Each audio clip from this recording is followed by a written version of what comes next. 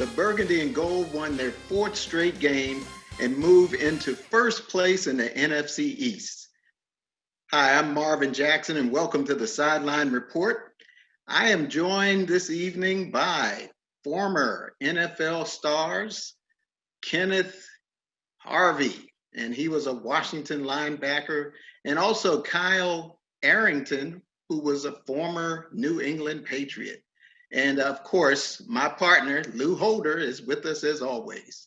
Thanks for joining us, guys. All right. Always a pleasure, Marvin. All right. And let's start out with Lou. Lou, this team, they're doing pretty well right now. And a person who has arrived is Chase Young. Talk about that. It's pretty amazing. Just watching the play against San Francisco. We talked about last week that the only motivation that you needed to really see was to know that the 49ers were slipping and sliding all over your field last year. So to go out there and handle their business, you know, this, Marvin and fellas, this reminds me a lot. I've been around for a long time. It reminds me a lot of 2005 when Washington was wearing those all-white uniforms the second year under Joe Gibbs, and they went on that run. They were like, I think it was 5-6. And then they won in St. Louis, they won at Arizona, and then they beat Dallas and the Giants, and they beat Philly to go into the playoffs. And it just reminds me a lot of that defense. And that year, Marvin, the defense carried them with Sean Taylor and Phillip Daniels and Ronaldo Wynn. And it just reminds me a lot. And Chase Young scooping and scoring reminded me a lot of that game in Philly to send them into the playoffs where Sean scooped and scored and sent Washington to the playoffs. So there's a lot of similarities between that 2005 team and what we're seeing here, and they're all coming together. That defense is ridiculous. I mean, they're just getting better and better, and it's just fun to see. It's just fun to see everybody come together. Ken, talk about what this reminds you of. I mean, and what do you think? How important is it to have a guy like Chase Young out there? Well, so like I try to look at it and say, okay, what do you want in a player? And I always say kind of three things that you want, three things that make a player great. You got to have the physical ability, the smarts in playing in the game, and you got to have the heart. And if you can master any of those, you're a good player. If you master all three of them, you're a Hall of Famer. I think with a guy like that, you see someone who has the speed and the physical ability. He's hustling all over the field because, you know, you see some of those plays and you're like, God, how did he get around the ball? It's because he's come across the field to make a tackle, and he has the knowledge of the game. So I think with the combination of that, and this team is to a point where you have all those first rounders. Everybody wants to be famous. Everybody wants to get on TV. Everybody wants to hear their name called. I know when I played, you want to hear your name called, and you get almost envious because you want to be the next person. And so that type of inner challenge with each other is what makes a defense really, really good. All right, and talk about it from a secondary point of view, Kyle.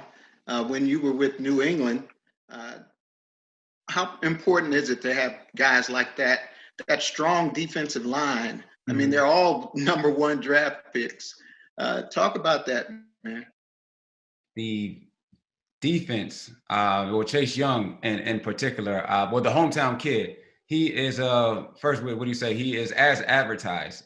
He is a man-child, if you will. I think he brings a lot of versatility to the position in terms of he has a great combination of explosiveness, strength, and athleticism, and in terms of the back end, how that factors in, that gives the DBs, that gives them a lot of confidence to play more confident and play more aggressive, and I think just overall that front seven and that defense as a whole has really set the tone this year for the team, and I think Chase Young, back to him as a player, I think. They safe to say they got the right guy, the obvious pick, but the right guy nonetheless. And I think he'll be a cornerstone for that team, for that defense for years to come. Do you guys think that he's making some of those other guys better, because they seem to be playing a lot better this year too? Well, yeah, I'll jump in. And like I said, there's a jealousy. Because Ryan Kerrigan, we quickly forget Ryan Kerrigan was a beast out there by himself. But he was by himself almost. You know, he was kind of the one player. Now you got a guy who's out there pushing young people. They feel like a team. You can tell there's a chemistry between them. And so everyone's trying to outdo the next person, because when you're in the locker room, you know, you want everybody to know that you know, you played a good game, and you got the coaches with that same attitude. And that's kind of probably a difference also, is that you have a coaching staff that it's okay. They're not going to scream at you for maybe doing a good play and maybe you got a flag. They're going to say, look, this is what you can do better, but good job. We need to keep it up, keep firing up. And so that plays a big role into the game as well. And I think the fact that Chase is having so much fun out there, fellas, that it's almost like contagious. Just almost really like Sean. You know, when he's out there, he's so good. He's so talented, like you said, Ken, but he's having so much fun out there. It's like contagious. He's on there. He's yelling. I mean, he's a kid. He's a rookie, you know, and he's having so much fun, but he's changing the whole dynamic of the whole team, and it's trickling down. Like, if this guy, you know, your number 2 pick in the draft, who is running all over the field, beating you up and down the field, you don't want to be that person that's getting beat by the rookie, you know, making all these plays. And I'm telling you, it is kind of infectious. You see everybody, even on the sidelines, the body movement, the nonverbals, it's all changed, and it can be partially attributed to Chase Young. And I think Kyle, when you were playing, talk, Kyle. Yeah, I was just going to say, Lou, to your point, it definitely is infectious out there, you know, with Chase and everybody just flying around and look like they're just having fun, you know.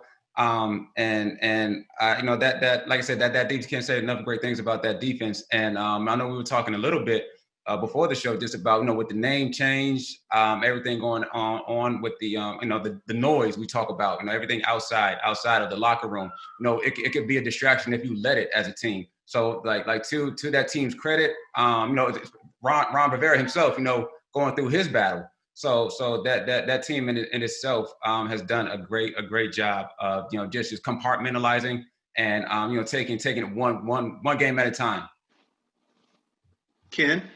Well, no, I was going to say, I mean, I've been reading a lot of books about the brain, how the brain works. And I know Lou's saying being contagious. And that is one of the ways the brain will work, is if you train your brain to start, instead of thinking negative thoughts, you start laughing at something. If that negative thing happens, you laugh at it. Or if something is bad, you start getting excited about it.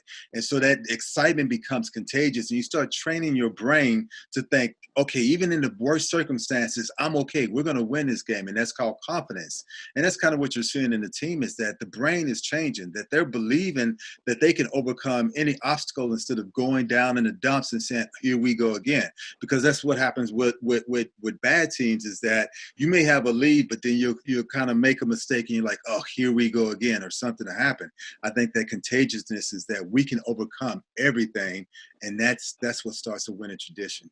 Marvin, who would have thought that on the Sideline Report we'll get a psychology report from Ken Harvey? It's awesome. Man. We have everything on this show, Marvin. I'm trying to throw it out there. One thing I can tell you, Ken Harvey can do it all. This guy, we're talking about I learned something new about the human brain. We talk about the human brain. Hey, man, it's this. When you make enough mistakes in life, you start self-evaluating, and you're like, okay, what's going on? So I'm reading books. So it must mean I got a lot of problems because I'm reading a lot of books. All right. And talk about, Kyle, when you were in New England, what types of things that you guys do as a defense to keep it together and keep that strong connection? Because you guys went to Super Bowls. So. Yeah. I know. To Ken's point, with, you know, he touched upon. I think it's important when the word culture is very important. So up in New England, we just had a culture of excellence. We demanded the best from ourselves. It didn't matter if you were a coach, a player, on, you know, the training staff. It really didn't matter. No, we demanded. It was a certain standard, and we demanded nothing less of ourselves, and then it makes it easy to go out there and play with confidence, because one thing about, you know, Bill that he wants to mental toughness, you know, is the first thing that comes to mind when you think about you know, Belichick and Patriot Way. The mantra is all about mental toughness, and he wants to make everything as hard as he can that we could practice. Where leading up in the game, it just comes secondhand. The game it should be easier than going out there and busting your butt the week of practice. The defense is playing so well. How does that kind of connect with the offense? The offense seems to be doing pretty well now also. And I guess when one side of the team, like the defense, starts playing well, then also the special teams and the offense take on that same personality, right? Sometimes. One thing that you talk about is complementary football, and that offense, defense, special teams, all three phases of the game. And also, like what we just touched upon, nobody wants to be that weak link. So it's a team sport, it's a team game, but it's a little friendly competitive nature as well. I mean, you wouldn't be the athlete that you are, if you wasn't just competitive in everything in life, right? So it's a little bit of that factor, I think. And we talk about playing complementary football.